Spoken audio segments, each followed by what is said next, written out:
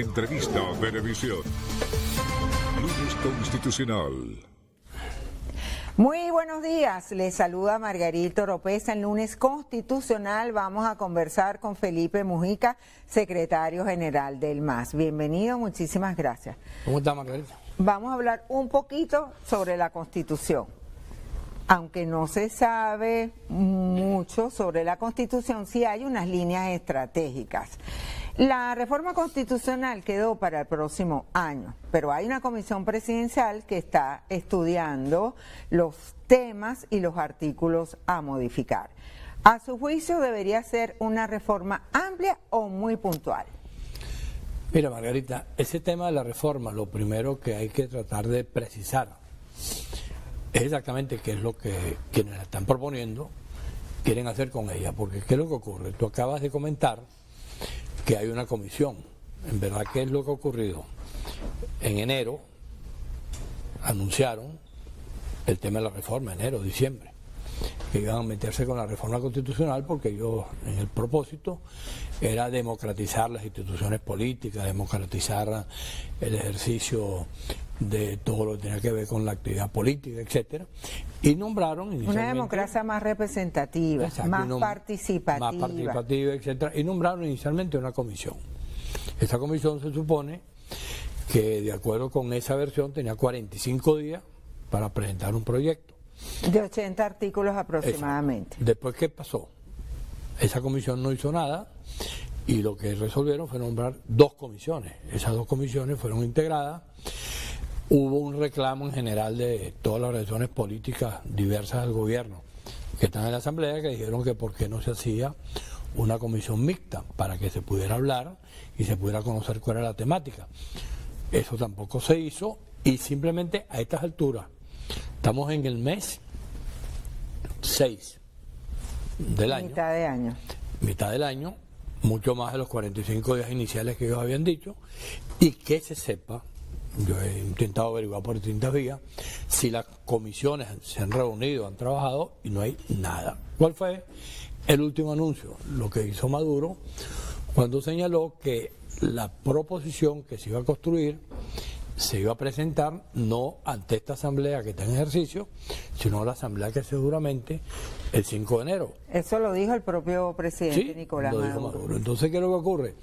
Si ese es el camino, que a mí no me parece que sea malo, porque en definitiva discutir un proyecto de esa naturaleza en una asamblea que está por concluir su ejercicio no tiene mucho sentido si tienes la otra allí a la vuelta de la esquina. Entonces, bueno, que vaya la discusión. Ahora, ¿qué es lo principal para poder saber de qué se trata? Bueno, que se conozca cuáles son las ideas, porque hasta ahora lo que se dice, vamos a hacer la reforma de la Constitución con esas generalidades que tú señalaste y otras tantas que se pudieran indicar, pero no se conoce ningún proyecto. Y lo que sí que se conoce es la pretensión de incluir el poder comunal. Eso sí se conoce, eso lo ha dicho el gobierno en distintas oportunidades. Es que no, el problema no es solamente hablar del poder comunal. De las comunas se está hablando en el mundo, déjame buscar la última referencia, así que recuerdo, desde la Comuna de París se habla de comuna. Es posible que incluso antes se hablara de comuna. Y ha habido ejercicios de esa palabra aplicándola en distintos momentos. Yo recuerdo, por ejemplo, que... Ahora, ¿estás de acuerdo en darle rango constitucional a las comunas? Pero depende de lo que se entienda por comuna. Por eso te digo que lo primero que hay que hacer es que me expliquen de qué se trata. Yo no puedo entrar a discutir un proyecto si ni siquiera conozco el proyecto. Lo primero que debería hacer el gobierno es crear una comisión plural donde hubiese representación de todos los factores sociales, no solamente políticos, sino que pudiera estar efectivamente lo que se llaman las comunas que hay en este momento en Venezuela, las que existen, que tuvieran sectores políticos, sectores sociales, la sociedad civil. Es decir, la diversidad venezolana debería estar representada en una comisión que diga, vamos a discutir la reforma. Y una vez que se conozca la reforma, tú puedes entrar en el fondo. ¿Tú crees que la comuna, depende de la comuna que tú vayas a aplicar? Porque comunas hay en Colombia, por ejemplo. La comuna de París.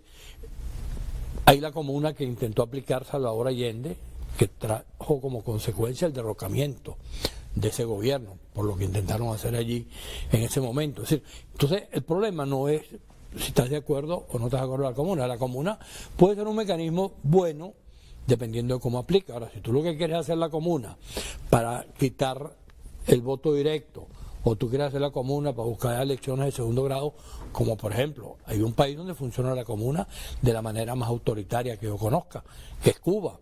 Es evidente que esa no puede ser la referencia. En Cuba las comunas funcionan para que se haga una elección y después en segundo grado se escoge la presidencia y creo que también los parlamentarios. Entonces, si es eso... Hay que ver el modelo. Claro, hay que conocer de qué se trata. Algunos voceros han manifestado que se le restaría funciones a las alcaldías y a las gobernaciones, si eso se establece. Bueno, te insisto, para poder saber, por ejemplo, qué es lo que van a hacer, aquí había antes, las alcaldías y las gobernaciones, funcionaba un mecanismo de descentralización, donde había distintas posibilidades, por la vía de los recursos, por la vía de la actividad política, que estas instituciones pudieran operar de manera más o menos autónoma.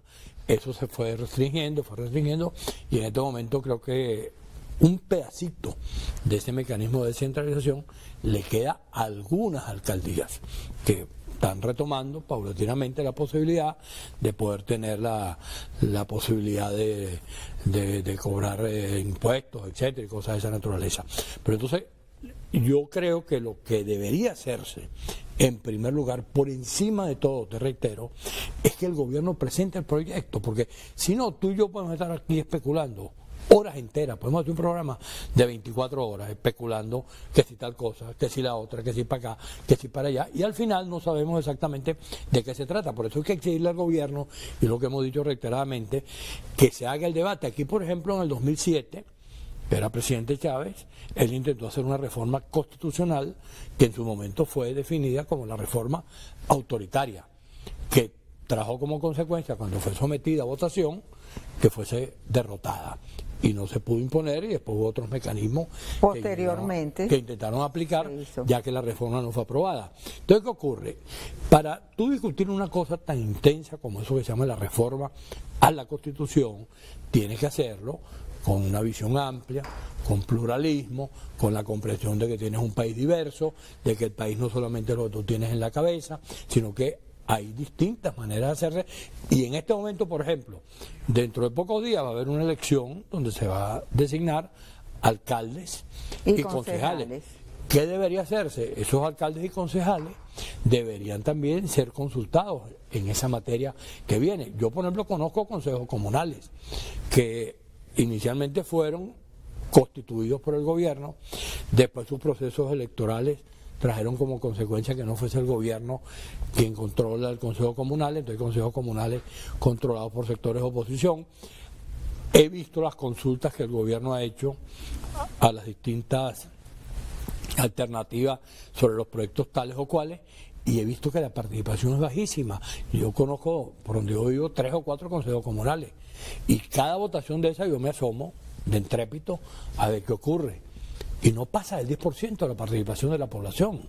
Entonces creo que todo eso hay que tomarlo en cuenta. Felipe, el presidente de la República, Nicolás Maduro, anunció reformas electorales para el próximo año que va a presentar ante la próxima Asamblea Nacional. ¿Qué leyes, a tu juicio, deberían ser cambiadas, modificadas, tocadas? Mira, nosotros tenemos hasta ahora el sistema electoral. Un sistema electoral que funciona como lo hemos visto. Tenemos un presidente de la República que tiene que ser electo de manera directa. Tenemos una Asamblea Nacional que los parlamentarios tienen que ser electos de manera directa. Tenemos directa, universal, y secreta.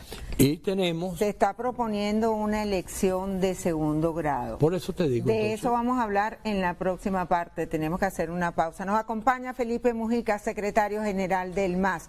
Estamos hablando sobre la reforma constitucional planteada en el país. Ustedes quédense allí. Ya venimos.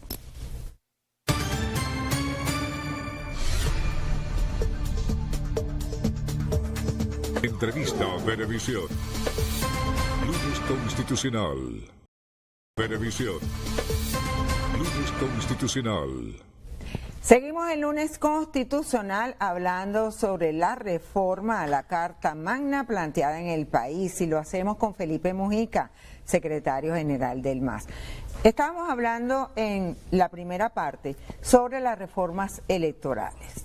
que se han planteado, cuáles deberían ser las leyes a modificar. Pero por allí se dice que se va a plantear la elección de segundo grado. ¿Estaría de acuerdo con una elección de segundo grado? Yo te confieso que en mi caso, que he tenido toda una larga experiencia de cómo esos procesos se dan, por ejemplo, en el caso del MAS, a lo largo de su historia, de los tantos años que tiene, nosotros tuvimos que hacer un debate sobre si teníamos autoridades electas en segundo grado o íbamos a primaria.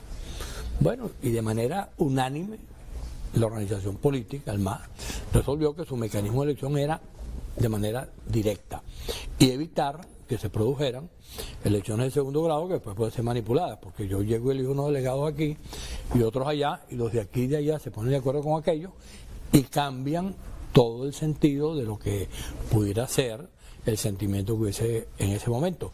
Desde mi punto de vista, lo mejor para elegir gobernadores, para elegir alcaldes, para elegir diputados, para elegir el presidente de la República, es que los venezolanos podamos hacerlo de manera directa. Y no que nos coloquemos bajo un concepto en el cual supuestamente el segundo grado, porque el segundo grado es precisamente el que permite la manipulación.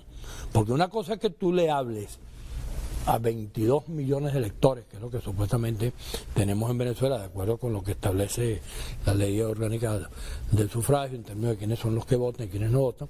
Entonces, a que tú le tengas que hablar a solamente a 200, que tú los tienes allí, y entonces tú vas a decidir para dónde coges una u otra cosa. Prefiere que sea la población. O sea, ¿no estás de acuerdo con la elección de segundo grado? Para nada de segundo grado. ¿Y con la posibilidad de eliminar la reelección indefinida en la reforma constitucional? Eso sí vale la pena. No hay consenso, pero claro, el gobierno se opondría, pero... Eso sí vale la pena hacerlo, porque ¿qué es lo que ocurre? El país tiene que tener la práctica de la alternabilidad. Y la alternabilidad es algo que está allí para que la gente lo use de acuerdo con los criterios. Tienes países donde hay gobiernos de signos distintos, pero que eso no afecta el desarrollo económico, ni el desarrollo social, ni la ruta de esos países. Simplemente hay países, nosotros en una etapa que comenzó en el año 58, vivimos la posibilidad de que existiesen gobiernos adecos, gobiernos copellanos, un gobierno pues presidido por Caldera que no era ni adeco ni copellano, sino que se hablaba del gobierno del chiripero. Hubo la posibilidad de que ese país también escogiera a Chávez y Chávez ganara la elección volver al Senado, el sistema bicameral, la doble vuelta, ¿estarían de acuerdo también con eso? El sistema bicameral es siempre correcto porque permite un mecanismo en el cual tú haces un primer debate sobre un tema X en la Cámara de Diputados, lo sometes a consideración, después el Senado lo revisa. Una ley que aprobaba la Cámara de Diputados pasaba al Senado, claro, para darle la revisión definitiva y a lo mejor la sanción. Final, y si no estaban de acuerdo, la devolvían a diputados, exacto, para su revisión. Lo cual permitía un debate mucho más amplio sobre las cosas, porque ¿qué es lo que hay que rescatar en Venezuela? Tú vas a tener ahora una asamblea que se instala en enero. ¿Qué sería lo ideal? Ya sabemos cuál fue la correlación de fuerzas que quedó, sabemos todas las observaciones que hay sobre ese proceso. El gobierno sigue siendo mayoría. El gobierno sigue siendo mayoría, pero habrá voces disidentes. Debería haber voces disidentes, debería haber participación que permitiera que todo lo que se fuese a discutir fuese de manera plural y que efectivamente el Parlamento operara como tiene que operar, que es que bueno, independientemente de quién tiene la mayoría, una cosa es que tú tengas la mayoría para tal o cual cosa y otra cosa es que el tema que tú vas a discutir le interese a toda la sociedad, más allá de que tú tengas mayoría en el Parlamento, porque una cosa puede ser lo que piensa la sociedad, lo que piensan los que están, por ejemplo, el salario. ¿Cómo reconstruyes tú el salario en Venezuela? ¿Cómo haces tú para que haya los sectores que tienen directamente que ver con el asunto, que es el gobierno, los empresarios y los trabajadores? En el pasado funcionaba en Venezuela un esquema que se llamaba tripartita. La tripartita. Donde aparecían los sindicatos, empresarios gobierno y trabajadores. ¿Por qué no podemos volver a recuperar eso para que la discusión sobre el tema del salario tenga que ver con eso? El tema de la economía, ¿dónde concentrar los esfuerzos? Está bien que el gobierno tenga un plan en la cabeza, pero eso debería discutirlo la Asamblea. El tema social, cómo entrarle a los conflictos sociales que tenemos en Venezuela y que tienen que estar resueltos. El tema de la diáspora. ¿Cómo hacemos para tener un solo criterio sobre qué es lo que está pasando allí y cómo los venezolanos logramos entrarle al tema? No solamente a partir de que yo digo, bueno, ahora yo me los traigo después que se fueron. Ya tenemos que concluir. Con ¿Estarías de acuerdo en incluir en la reforma constitucional unos artículos que tengan que ver con la migración? Rapidito. Te vuelvo a insistir en lo mismo. La reforma constitucional, lo primero que tenemos que hacer es conocerla. Y una vez que conozcamos lo que están proponiendo, incluir todo lo que sea necesario. Si es necesario y estamos de acuerdo, si eventualmente hay consenso, bueno, podemos discutir todos los temas que sean necesarios, incluidos de la diáspora. ¿Qué le pondrías y qué le quitarías a la Constitución? No, a esta que tenemos, no tengo ningún artículo especial. O sea, que no habría que modificarla. Si por mí fuese, lo que hay que aplicarla, en vez de modificarla. Aplicar la Constitución tal y como está redactada y que eso sea lo que nos permita que en Venezuela las cosas funcionen como deben funcionar. Gracias por estar aquí. Gracias a ti, Margarita, y seguimos en contacto. Nos acompañó el lunes constitucional Felipe Mujica, secretario general del MAS. Ustedes, amigos, continúen con más de Noticias Venevisión. Muy buenos días.